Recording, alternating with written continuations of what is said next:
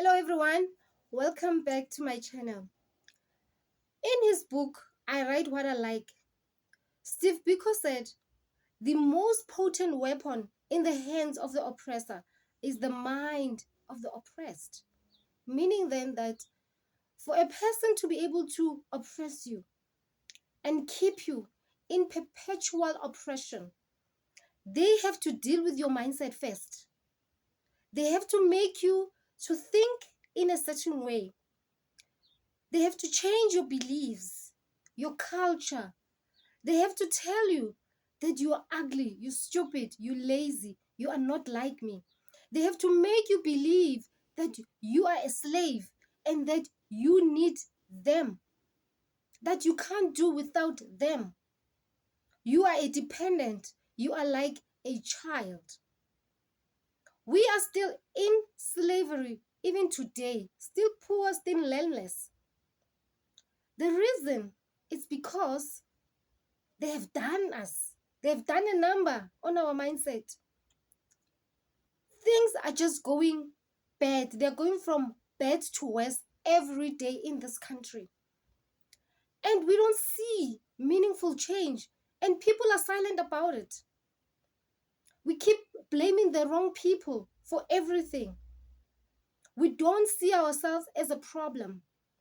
We don't see ourselves as people who can come up with a solution. People are now talking about the good old apartheid days.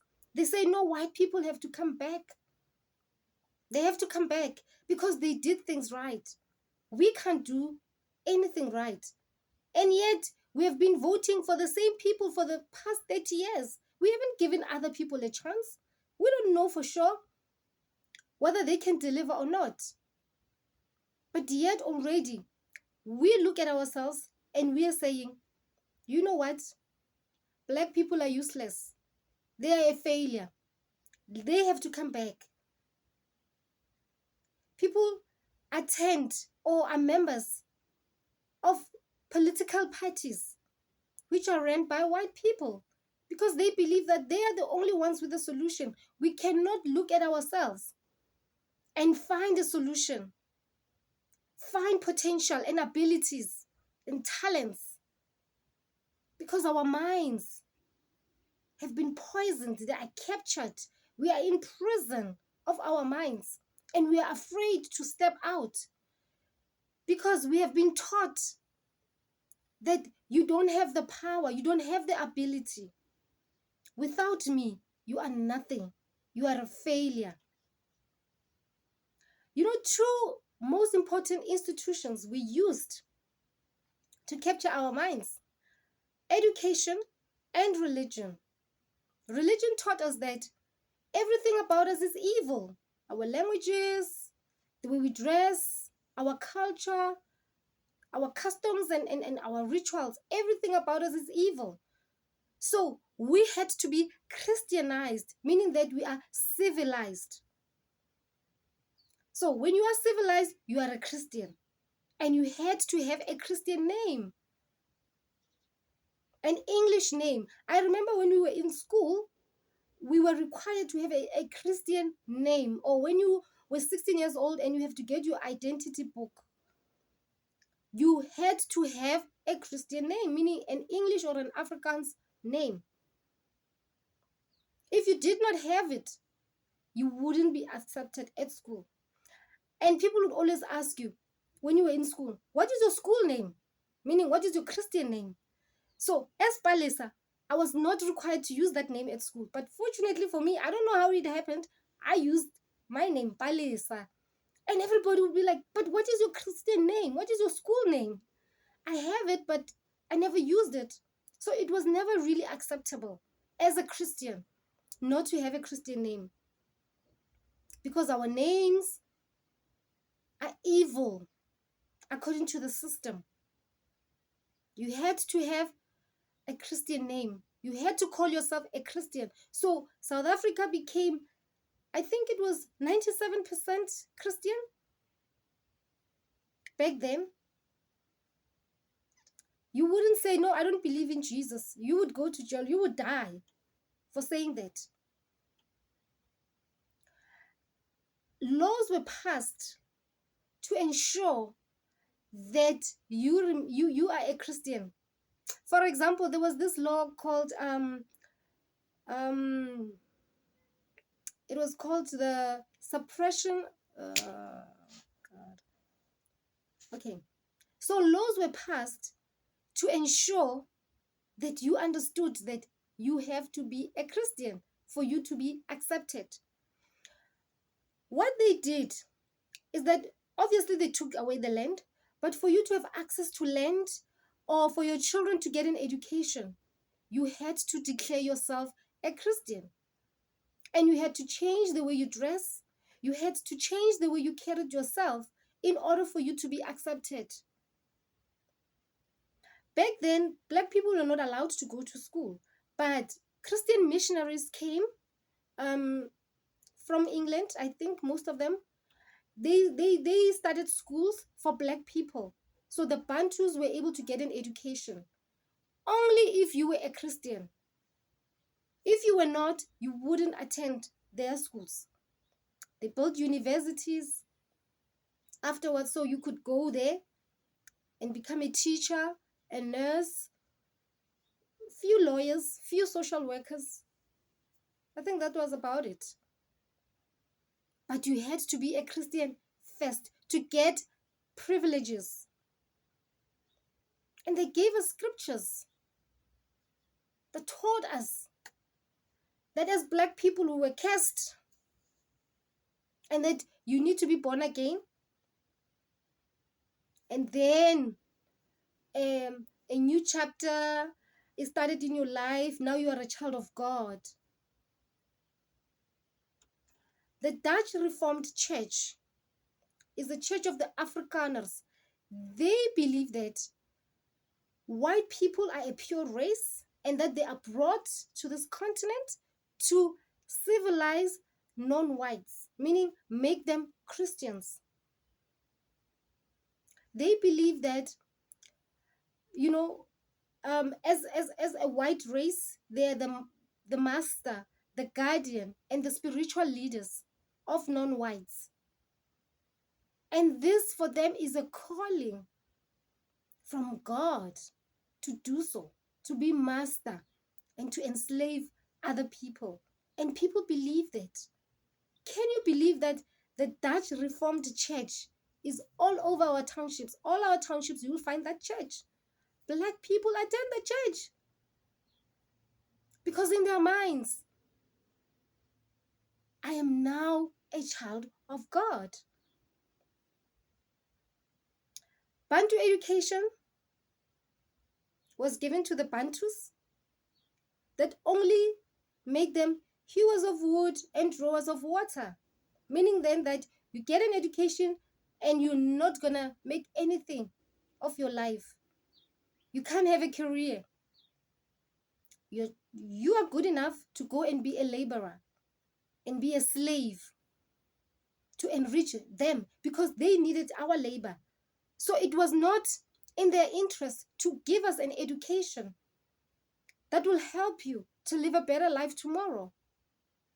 We were supposed to be slaves forever. So there were so many things that they did. For example, in our schools, in primary school, they were built according to different languages. So already as a child, you were conditioned and socialized to know that we are different as a people because you don't speak my language. Therefore, you're not good enough. I cannot accept you. We started hating on each other, not liking each other, not being able to work together because we speak a different language. So that's how they captured our mind, because it came to a point whereby we believe that it's within our best interest to be enslaved because these people are taking care of us. They are building us schools. They're giving us an education. Now we are Christians. We are now people of God. When we die, we're going to go to heaven. And we started to toe the line. I mean, so many stories that I have today. Okay, I'm reminded of the story of how the mind of the people has been captured. and the importance of that, right? Because they want to control you. They want to manipulate you. They want to take away your dignity, your self-respect, your self-confidence. They want you to be pliable in their hands. They want to make you and mold you to be what they want you to be, not being able to think for yourself. Because when you start thinking for yourself, you realize that I'm a slave. My land has been taken away. I can fight. I have it within me. They gave us an education that made us not to remember who we are, our great conquests, all the great things that we did. But they told us that our history started in 1652 when they landed here. Before 1652, there was no history, meaning then that we did not exist before they came. So that's the kind of education that we were given.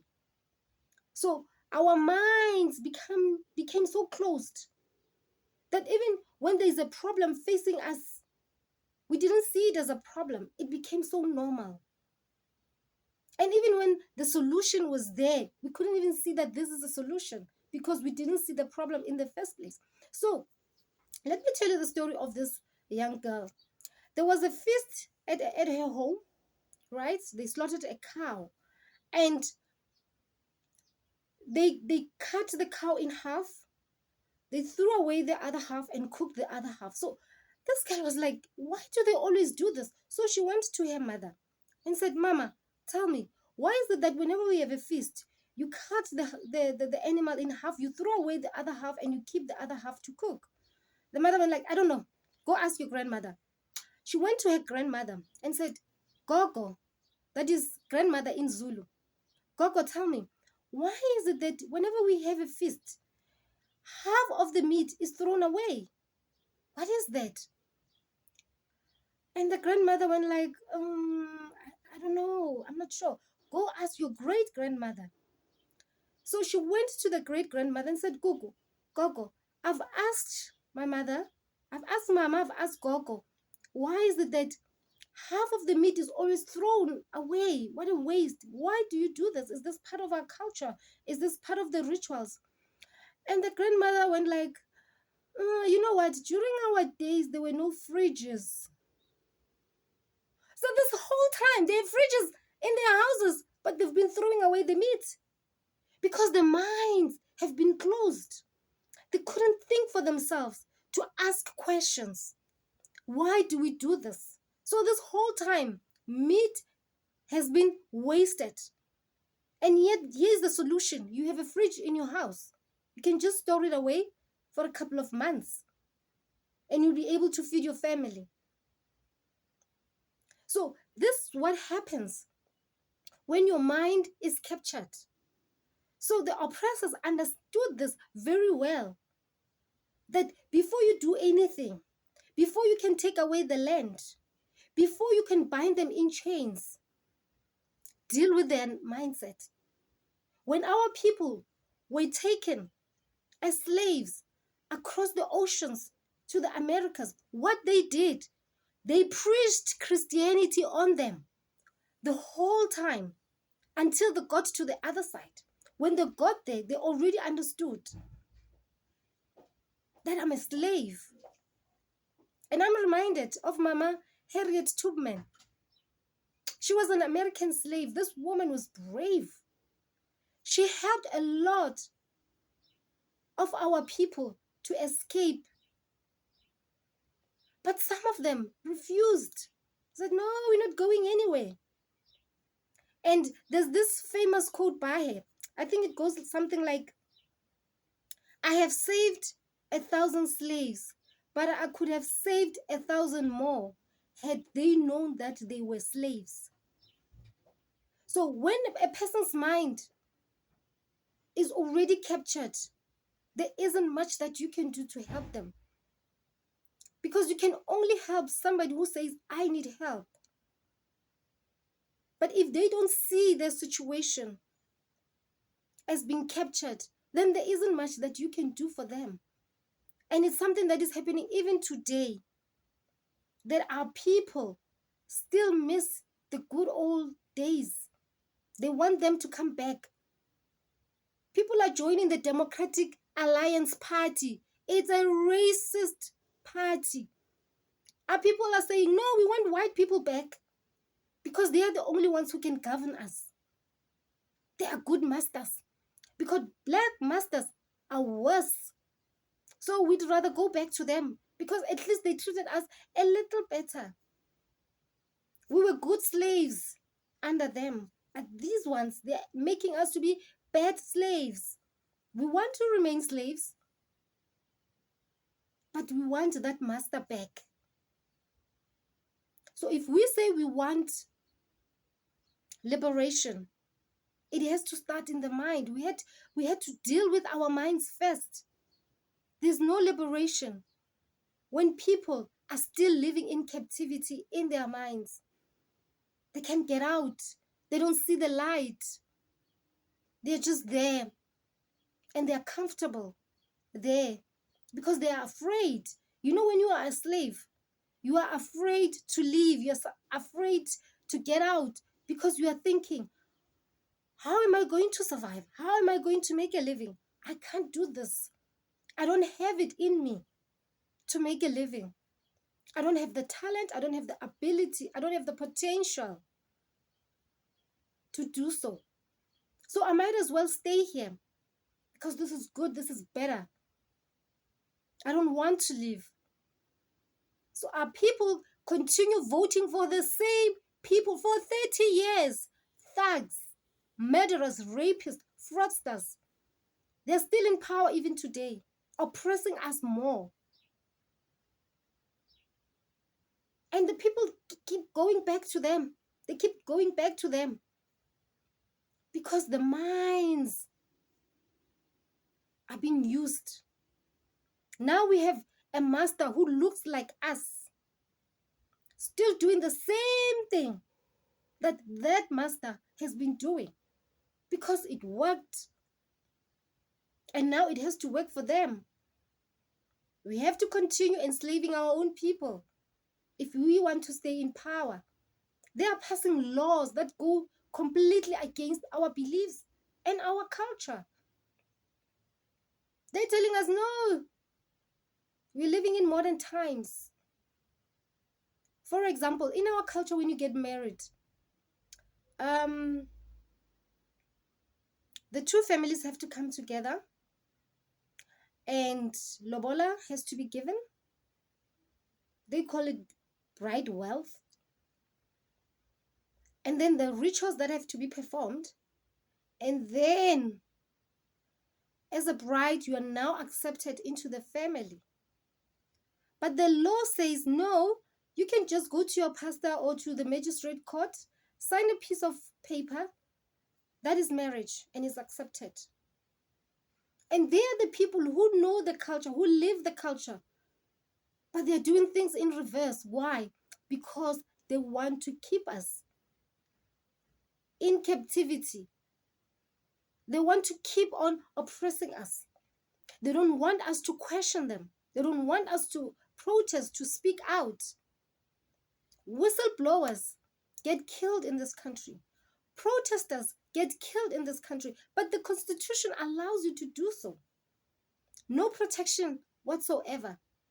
Because just like the apartheid government, when they passed the Suppression of Communism Act in 1950, which says that if you criticize apartheid ideology and the Nationalist Party, you will be jailed. You will be charged as a tool of communism or as an agent of communism. Same thing still applies even today, whereby your rights are taken away and they have to deal with you. If you are self-thinking person, you are dangerous to them. You become the enemy. You become the opposition. And you have to be dealt with. So our people are keeping quiet. Injustice is going on unabated. because the minds of the people are still captured. So if we say we want to be liberated for real, then we really need to deal with our mindsets, because liberation starts in the mind, nowhere else. And nobody can liberate you except yourself. It starts with you. And then you come together with like thinking people. And that's how we get true liberation. Let's start looking at how we do things, how we think. Let's go back in history. It will really, really help us. Start now with the decolonization of our minds.